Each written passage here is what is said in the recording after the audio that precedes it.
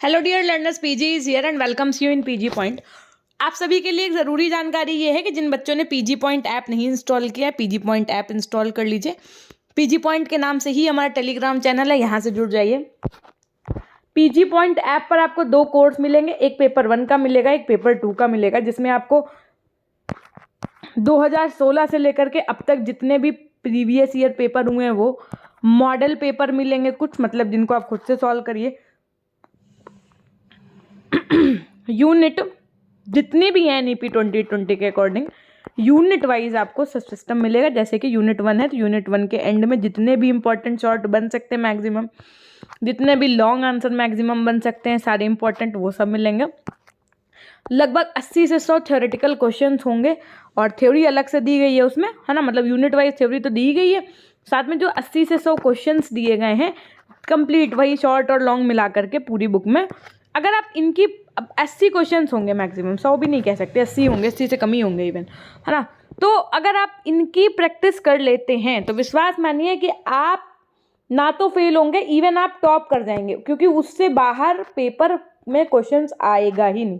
ठीक, तो if you want then you can. बाकी यूट्यूब के आपकी रोज क्लासेस चल रही है 9 बजे, जिसमें हम आपको मंडे ट्यूसडे वेंसडे क्या पढ़ाएंगे बेटा, पेपर 1 पढ़ा रहे हैं, पेपर 1 करा रहे हैं। और उसके बाद में जो आपका थर्सडे फ्राइडे सैटरडे है, इसमें यानी कि आज तक हम आपको पेपर 2 पढ़ाएंगे, संडे स्पेशल कुछ भी कर लेंगे नया, और बाकी का मंडे से आपका फिर से पेपर 1 चलेगा और थर्सडे से फिर से पेपर 2 चलेगा।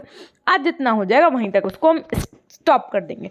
ठीक, तो अगर आज आप चैनल पर हमारे नए हैं तो सब्सक्राइब कर दीजिएगा, अपने दोस्तों तक इस वीडियो को शेयर कर दीजिएगा, और अगर अभी तक आपने लाइक नहीं किया तो लाइक कर दीजिएगा। सेशन अंत में अगर अच्छा लग रहा है, आपको चीज़ें समझ में आ रही हैं, इसी तरीके की क्लासेस अगर आप रेगुलर चाहते हैं तो कमेंट सेक्शन में कमेंट करना ना भूलिएगा। ठीक है, आइए शुरू करते हैं आज का आपका one of the most important question which is yours, कि निर्देशन एवं परामर्श में अभिभावक और वार्डन की भूमिका का स्पष्ट रूप बताइए।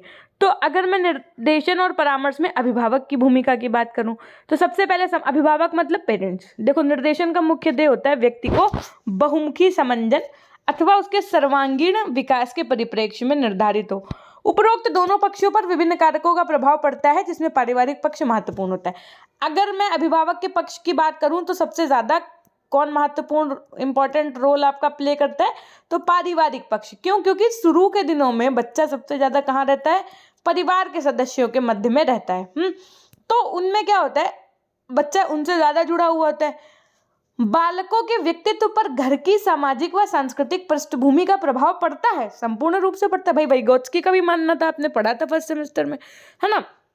चूंकि बच्चे का जो सामाजिक परिवेश है, जो उसका घर परिवार का माहौल है ना। बच्चा, आप देखिए, जो अच्छा स्लम एरियाज के बच्चे होते हैं, ठीक है, और एक जो सिटी का एरिया का बच्चा है, तो there is a lot of difference. वो डिफरेंस कहाँ से आया?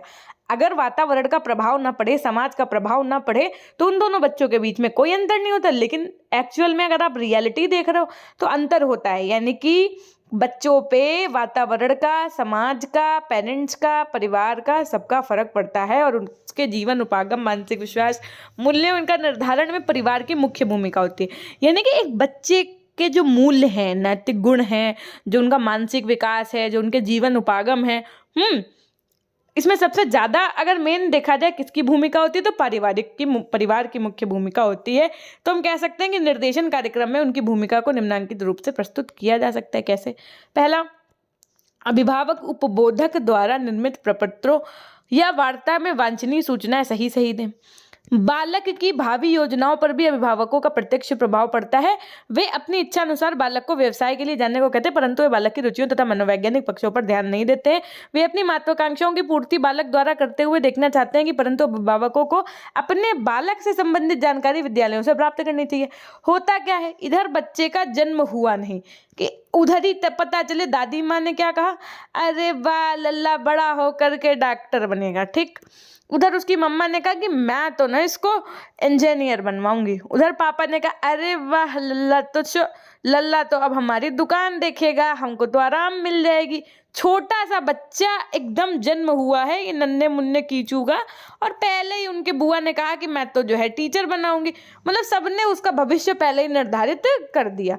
मतलब पेरेंट्स बच्चे से, आज आप देखिए, है ना, मैं तो आपसे यही चाहूंगी कि जब आप पेरेंट्स बन गए हो या बनने वाले हो या जब भी भविष्य में बने, तो आप अपने बच्चों पे ऐसी चीजें थोपिएगा नहीं बिल्कुल भी। क्यों कि नहीं आपको ये ही करना है। बच्चा कह रहा नहीं मैं मैथ्स नहीं लूंगा, आप उससे कहिए बिल्कुल नहीं लीजिए। बच्चा कह रहा है नहीं मॉम मैं ह्यूमैनिटीज लेना चाहता हूँ, आप बिल्कुल ये मत उससे प्रेशराइज करो कि नहीं आप साइंस साइड पढ़ो, आप मैथ्स पढ़ो, आप उसको ह्यूमैनिटीज लेने दीजिए। क्यों?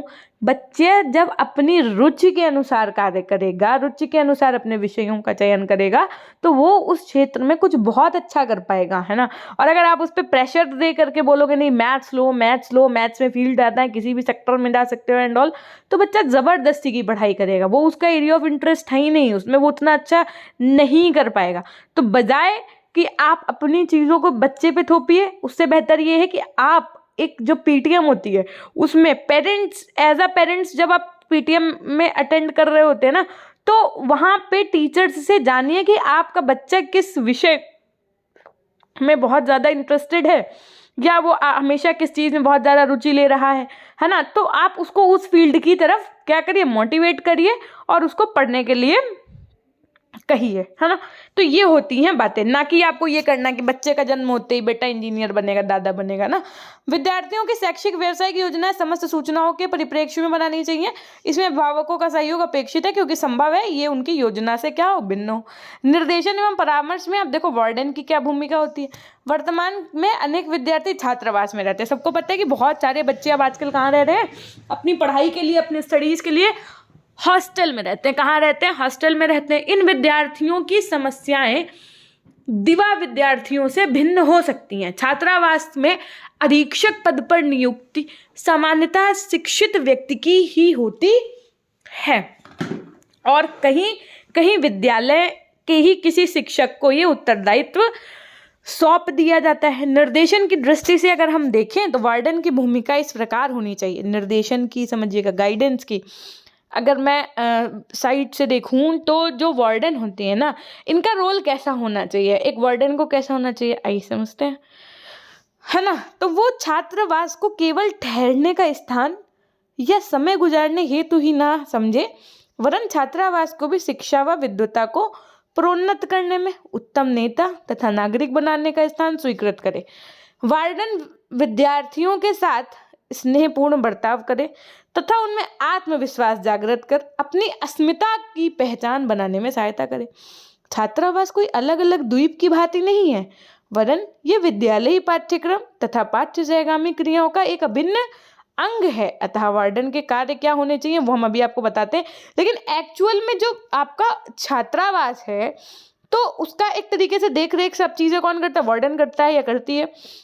तो वो जो जिनका ये वार्डन जो हैं, इनका एक स्नेहपूर्ण व्यवहार होना चाहिए। और दूसरी चीज़, इनको ऐसा नहीं समझना चाहिए कि हाँ आज ये 2 साल बच्चा पढ़ेगा चला जाएगा, फिर नया बच्चा आएगा वो पढ़ेगा वो चला जाएगा, नहीं, बल्कि इनको ये समझना चाहिए कि हमारे इसी छात्रावास से कोई डॉक्टर बनेगा, कोई इंजीनियर बनेगा, कोई आईएएस बनेगा। अब आप सोचो जो बच्चा आईएएस पीसीएस बन जाता होगा तो वो कहीं ना कहीं रह करके मान लो पढ़ाई कर रहा हो दिल्ली के मुखर्जी नगर के किसी कोने में, किसी रूम में, तो कितना प्राउड फील होता होगा वहाँ के वार्डन को, कितना प्राउड फील होता होगा जहाँ पर वो बच्चा जिस घर में रह करके अपनी स्टडीज़ कर रहा होता होगा कि हाँ हमारे इस घर का पढ़ा बच्चा, हमारे इस हॉस्टल का पढ़ा बच्चा, हाँ क्या बन गया, आज एक आईएएस अधिकारी है, आज हमारे यहाँ का पढ़ा बच्चा जिसने आईआईटी क्वालिफाई कर लिया। तो भाई कहीं ना कहीं तो बच्चा रह ही रहा होता है हॉस्टल में।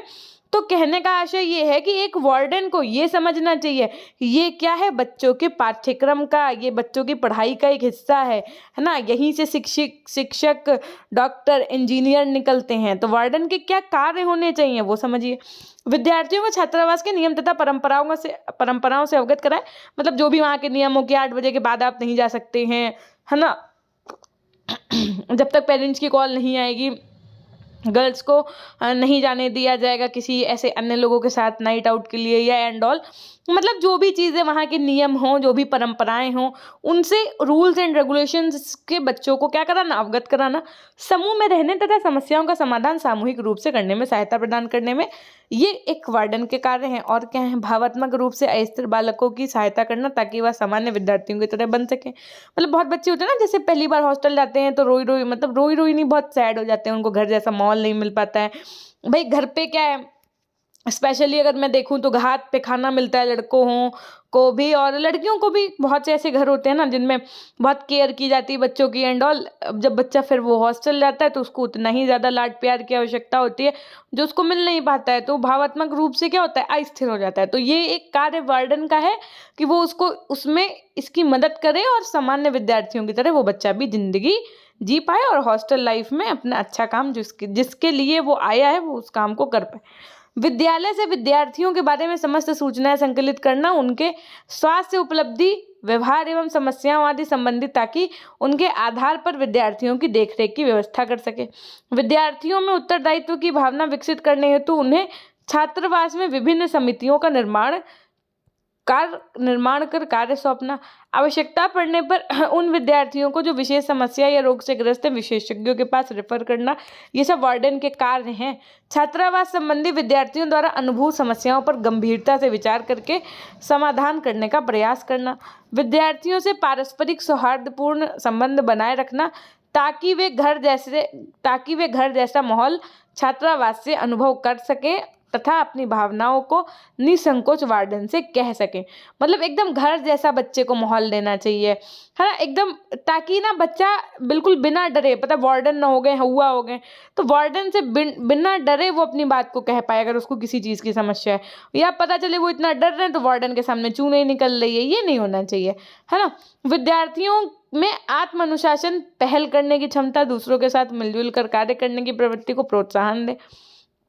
छात्रावास में अनेक कार्यक्रमों का आयोजन करना तथा सांस्कृतिक कार्यक्रम, छात्रावास रात्रि मनाना, विशिष्ट दिवस मनाना, कमजोर, शर्मीले और अंतर्मुखी विद्यार्थियों को सुरक्षात्मक वातावरण प्रदान करने की सहायता देना। बहुत से बच्चे ऐसे आते हैं देखो जो वीक होते हैं या बहुत जिनका नेचर शाई होता है, कुछ इंट्रोवर्ट टाइप बच्चे होते हैं ना, तो उनको पूरा ये नहीं कि उनकी क्या कर रहे हो आप, उनके मजे ले रहे हो, 10 लोग मिलकर उन बच्चों का मजाक उड़ा रहे हैं, ऐसा नहीं होना चाहिए।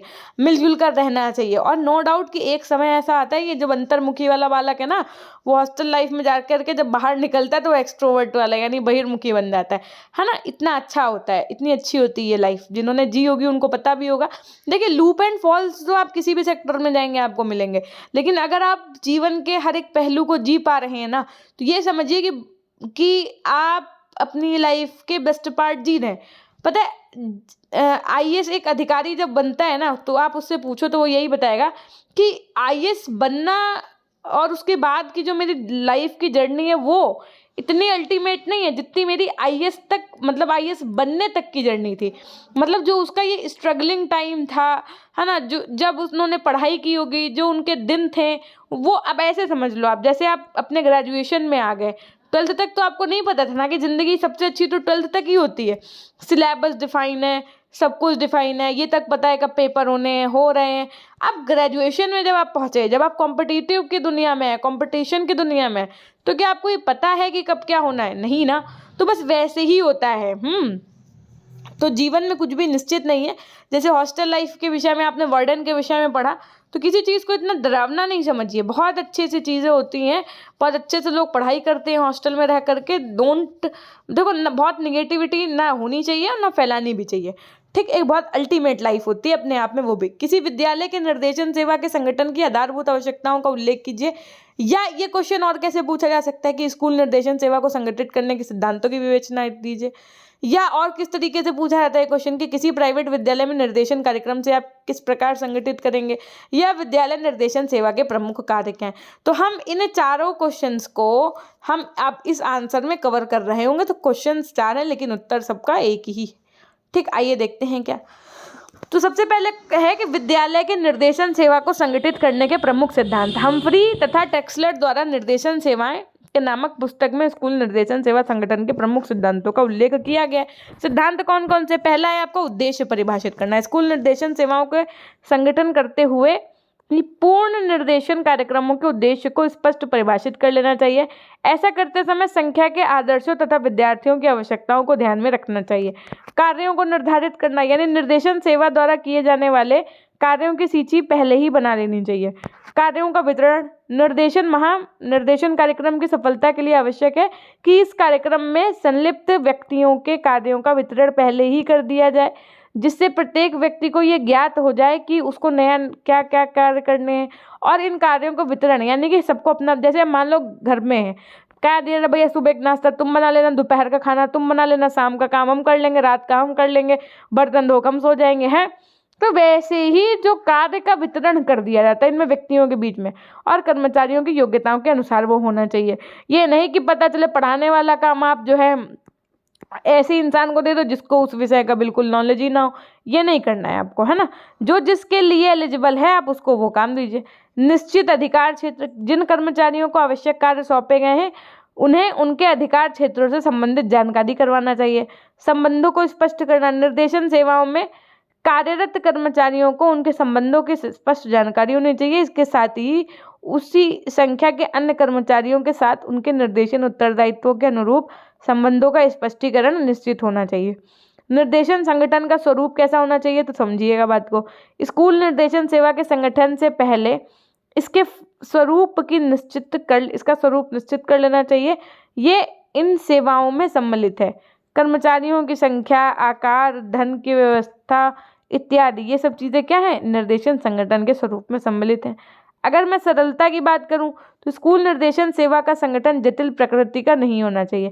इसका संगठन कैसा होना चाहिए, सरल होना चाहिए। जो आप बच्चों को स्कूल में गाइडेंस दे रहे हो ना, तो उनका नेचर बहुत कॉम्प्लेक्स नहीं होना चाहिए। कैसा होना चाहिए, बहुत ईजी टू अंडरस्टैंड वाला होना चाहिए। क्योंकि सरल संगठन के प्रत्येक व्यक्ति क्या भाई, सरल चीज़ें जो है उनको हर कोई समझ सकता है।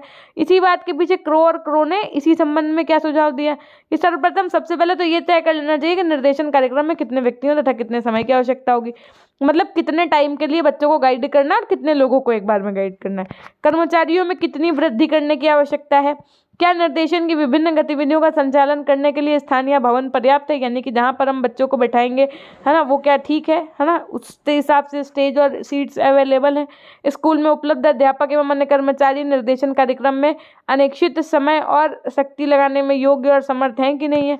क्या कर्मचारी कार्यक्रम में रुचि रखेंगे, यदि हाँ तो किस सीमा तक रखेंगे कि आधा घंटा बाद पता चले बोर हो रहे हैं। विभिन्न प्रस्तावित सेवाओं को देने के लिए कौन कौन से अध्यापक उपलब्ध हैं। क्या निर्देशन संबंधी कार्यक्रम में माता पिता की रुचि है तथा क्या वे इस कार्यक्रम में अपना सहयोग दे पाएंगे। निर्देशन सेवाओं के विस्तार के संबंध में स्कूल तथा समाज का क्या दृष्टिकोण होना चाहिए। विद्यार्थियों को कौन कौन से अनुभव क्षेत्रों की सेवा की आवश्यकता है। उसके बाद में निर्देशन कार्यक्रम के लिए क्या स्कूल बजट में धन की व्यवस्था हो पाएगी या नहीं। अन्य सामुदायिक अभिकरणों को निर्देशन कार्यक्रम के साथ किस सीमा तक संबद्ध किया जा सकता है। विद्यार्थियों को निर्देशन कार्यक्रम का मूल्य समझने में किस प्रकार प्रेरित किया जा सकता है। ये सब आपके क्या थे, ये सब आपके क्या थे भैया, क्रो के अनुसार निर्देशन संगठन के क्या थे, सुझाव थे। अब जो क्वेश्चन है ये मान के चलिए इससे कम से कम नहीं तो 5 आपके शॉर्ट आंसर कवर हो जाएंगे, याद रखिएगा। और इन्हीं से अगर 2 शॉर्ट आंसर को मर्ज कर दोगे तो एक लॉन्ग फिर बन जाएगा। तो यानी कि इस तरीके से हम जो अब पढ़ेंगे वो एक तरीके के, आप ये मान लो क्वेश्चन नहीं है, हम आपको कोई थ्योरी पढ़ाने जा रहे हैं और उससे बनने वाले क्वेश्चंस को हम आपको पहले ही बता दे रहे हैं। आप इस वाले को अब कैसे पढ़ोगे, ऐसे समझ के पढ़िएगा कि जैसे हम आपको कोई थ्योरी पढ़ाने जा रहे हैं और उससे पहले हम आपको बता देना कि जो थ्योरी पढ़ाने जा रहे हैं उससे कौन कौन से क्वेश्चन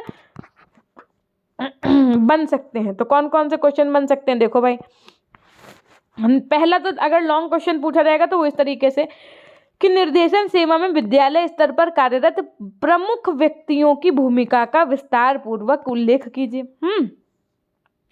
अब देखो पहला क्वेश्चन और संबंधित जो लघु उत्तरीय प्रश्न है वो कैसे, मतलब और शॉर्ट क्वेश्चंस कैसे बन सकते हैं कि निर्देशन सेवा में मुख्य अध्यापक के कार्यों या भूमिका पर प्रकाश डालिए, यानी कि गाइड करने में एक टीचर का क्या रोल होता है। स्कूल के निर्देशन कार्यक्रम में कक्षा अध्यापक यानी कि क्लास टीचर का क्या रोल होता है ना। स्कूल निर्देशन कार्यक्रम में मनोवैज्ञानिक तथा स्कूल परामर्शदाता के कार्यों का उल्लेख करना है। एक आदर्श निर्देशन संगठन की क्या विशेषताएं होती हैं, विस्तृत उल्लेख कीजिए। एक सुनियोजित निर्देशन कार्यक्रम की क्या विशेषताएं होती हैं, ये बताना है। ठीक, तो आइए समझते हैं। सबसे पहले हम क्या समझेंगे कि निर्देशन कार्यक्रम में जो आपका गाइडेंस का फंक्शन होता है ना, उसमें अध्यापक की, यानी कि अगर अब देखो आप भी कल को क्या बनने जा रहे हैं भैया, टीचर। भैया बीएड क्यों कर रहे हैं, टीचर बनने के लिए तो कर रहे हैं ना।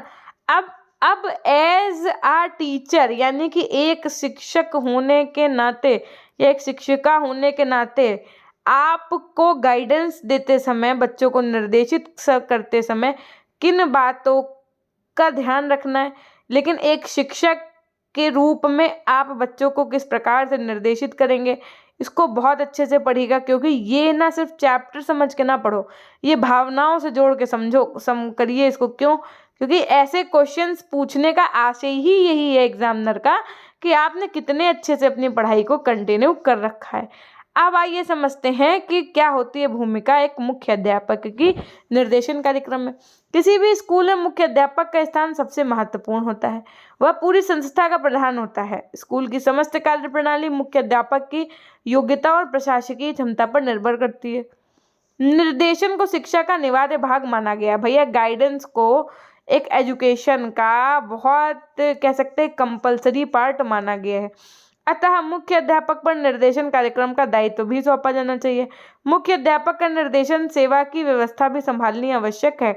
इस कार्य में वह किसी अन्य अध्यापक की सहायता भी ले सकता है, परंतु वह अपना नेतृत्व के अधिकार को किसी और को नहीं सौंप सकता है। इस प्रकार मुख्य अध्यापक के क्या क्या दायित्व होते हैं, आइए समझते हैं। कुछ इस प्रकार से क्या है मुख्य अध्यापक के दायित्व होते हैं। मुख्य अध्यापक पर निर्देशन कार्यक्रम को नेतृत्व प्रदान करने का उत्तरदायित्व होता है, अतः उसकी भूमिका बहुत महत्वपूर्ण है। जो आपका मुख्य अध्यापक होता है वो संख्या में निर्देशन कार्यक्रम के महत्व तथा विभिन्न समस्याओं को समझने में सहयोगी अध्यापकों की सहायता कर सकता है। निर्देशन प्रक्रिया के निरीक्षण में मुख्य अध्यापक अपनी भूमिका निभा सकता है, ताकि निर्देशन कार्यक्रम क्या हो भैया सफल हो सके। मुख्य अध्यापक निर्देशन कर्मचारियों में उनकी योग्यताओं तथा क्षमताओं के अनुसार कार्यों का वितरण करे तथा आवश्यकता अनुसार उनकी नियुक्तियां करे। मुख्य अध्यापक का कर्तव्य है कि वह परामर्श सेवा के लिए भवन की व्यवस्था करे। मुख्य अध्यापक को प्रतिदिन निर्देशन कार्यों के लिए समय भी निकालना चाहिए, तभी यह कार्यक्रम क्या हो पाएगा भैया सफल हो पाएगा। विद्यार्थियों के अभिभावकों तथा माता पिता के निर्देशन कार्यक्रमों से परिचित करवाना भी मुख्य अध्यापक का ही दायित्व है। मुख्य अध्यापक का उत्तरदायित्व है कि वह निर्देशन कार्यक्रम के लिए पर्याप्त धन की भी व्यवस्था करे। निर्देशन कार्यक्रम के प्रभावों या परिणामों का मूल्यांकन मुख्य अध्यापक अन्य अध्यापकों की सहायता से करवा सकता है। मुख्य अध्यापक को स्कूल में एक निर्देशन समिति जिसका प्रधान वह स्वयं बने, इस समिति के सभी सदस्य मिलकर निर्देशन क्रियाएं तय करेंगे। निर्देशन समिति के सदस्यों का चयन सावधानी पूर्वक कर किया जाए। मुख्य अध्यापक को चाहिए कि वह निर्देशन कार्यक्रम के लिए हर प्रकार की सुविधाओं को उपलब्ध कराए और इन सुविधाओं में पर्याप्त फर्नीचर, निर्देशन सामग्री खरीदने के लिए पर्याप्त धन, ये सब भी क्या हो सम्मिलित हो। मुख्य अध्यापक जो होता है उनका यह एक नैतिक कर्तव्य है, यानी कि मॉरल ड्यूटी है कि वो स्कूल तथा समाज के सामने निर्देशन सेवाओं की व्याख्या करे। मुख्य अध्यापक को समय समय पर निर्देशन सेवाओं का पुनर्मूल्यांकन एवं पुनर्निर्धारण करना चाहिए। इस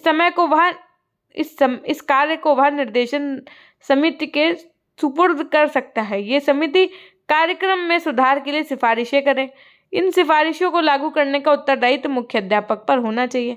मुख्य अध्यापक निर्देशन संबंधी साहित्य की व्यवस्था करे तथा इसका वितरण करवाए। मुख्य अध्यापक विद्यार्थियों तथा उनके अभिभावकों से मिलकर कार्यक्रम में आवश्यक परिवर्तन और सुधार भी कर सकता है। मुख्य अध्यापक का दायित्व है, क्या होती है मेन ड्यूटी, तो समझिएगा बात को, कि अध्यापकों को निर्देशन कार्य सौंपने से पहले उनका शिक्षण कार्यभार देख ले।